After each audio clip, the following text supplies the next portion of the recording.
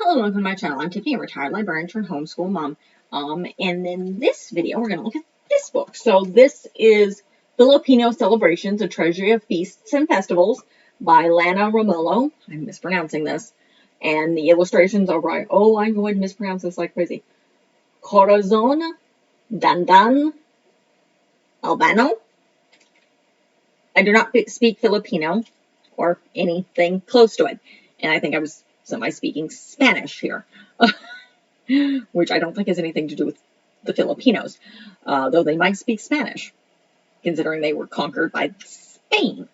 So, back to this book. So this talks about a variety of different celebrations in the Philippines. So, and it gives some Philippine words. So, first thing they talk about is birthdays. So, birthdays were apparently rocked to the Philippines when the Americans invaded. This was around World War II. And it talks about different things. It gives various different Filipino words. So that's the other interesting thing about this. It gives Filipino words. And it talks about different games they play.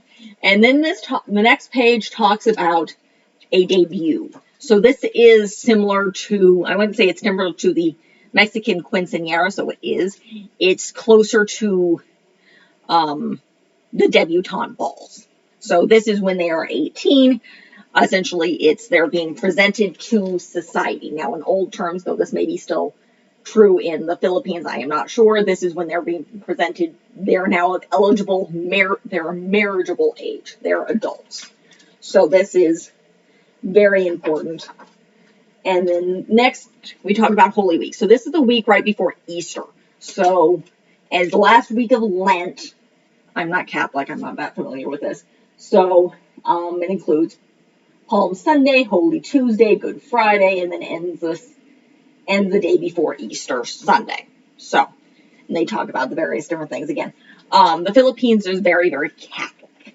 So there's a lot of religious stuff going on here. So it talks about all sorts of things that they do during this festival.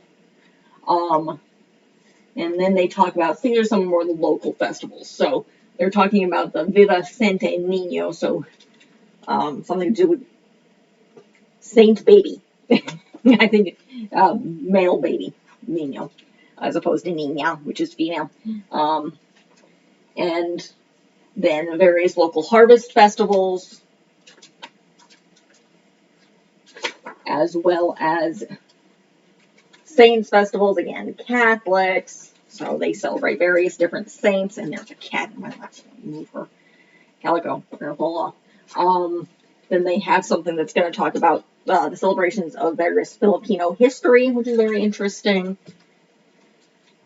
And just the festivals they have just for fun, and then different activities they do during festivals, like fairs and just things they do for fun and celebrating, like typical festivals you'd have in the U.S. or around the world. Then it talks about May festivals, which apparently they just celebrate the entire month of May. Celebrating women and the coming of spring. So then it moves on to talking about baptisms and their traditions around baptisms. Again, they're Catholic. And then Filipino Independence Day, when they gained independence from Spain.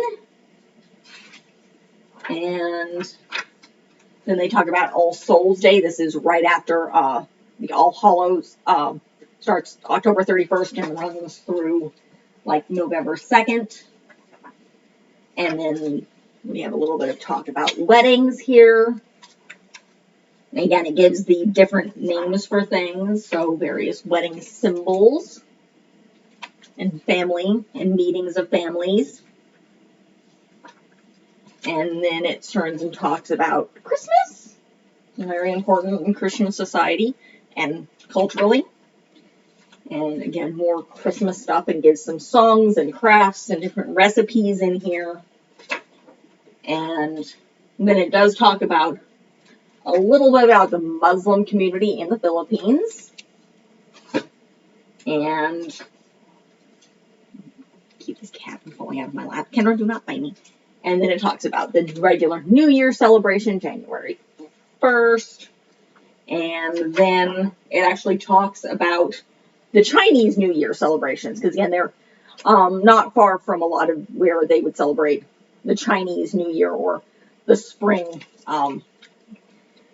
the spring festival, which is, I believe that is it. So this is really an interesting book. It gives a lot of words. If you're discussing Filipino culture, if you happen to be Filipino and you kind of want to talk to your children about it, this is a good introductory book. But again, it's a very good cultural book because it gives different crafts, it gives different words, it gives some explanations of different things. So it's a good all-around book, particularly for homeschoolers, because there's a lot of crafts and songs and recipes that are kind of thrown here, why it's talking about, and it talks about different games and different things that they do during their different celebrations and how it's culturally important. It's a good overview. Now, you could do this with any age. This comes from the children's section of my library, nonfiction. But definitely, I mean, you could even do it with high school students because, again, it's talking about a wide variety of things. So it's a really, really good book. It's decently long. There's a lot of words in here.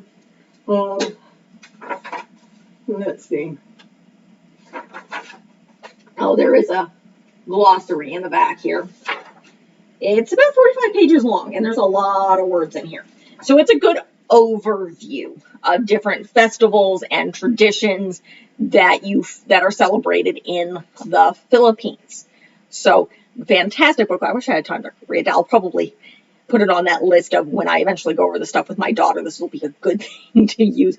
I would say elementary age. The preschoolers, schoolers, obviously they can participate in some of this, but they're not going to grasp this the way the elementary school kids are, or even the high schoolers. So, fantastic book, definitely elementary and up. So, that is the end of this review. If you like what you see, be sure to check out the rest of the channel. I believe I'm trying to cover some of the cultural stuff of the Philippines and the South Pacific. I think part of this. I go through a list. So, and I celebrate, I do books on various different cultures. I know I'm covering the Caribbean this year. I'm covering Poland. I have a tendency to cover Jewish American History Month. I have covered both African American History Month as well as Asian American History Month, though I don't know if I did this year. I'm covering LGBTQ celebrations and books this month. I'm covering vaccines this year. I'm also doing a lot of series. So I've covered the Princess Diaries, a couple of Tamora Pierce, which is I'm fond of her. Guardians of Gahul by Catherine Lasky. I'm going back to May Cabot for a short middle school series, and I'm going back to Catherine Lasky to cover more of her book series, and I'll probably continue that through the years. I also cover various films. I don't know if I'm being able to cover Filipino. There's probably just not a lot. I know with Caribbeans, I'm covering Cool Runnings because there's not a lot I can find, so I will cover YouTube channels and film shorts as well when I when I can't find anything that matches. So those come out Fridays. My films and stuff come out Fridays. Books come out Mondays, 8 o'clock. I'm really, really consistent. You have a minimum of 2 videos every week. Normally more. Normally more. So be sure to check out the rest of the channel. Check out what I've got. Look forward to more and leave a positive comment if you have one. Thank you.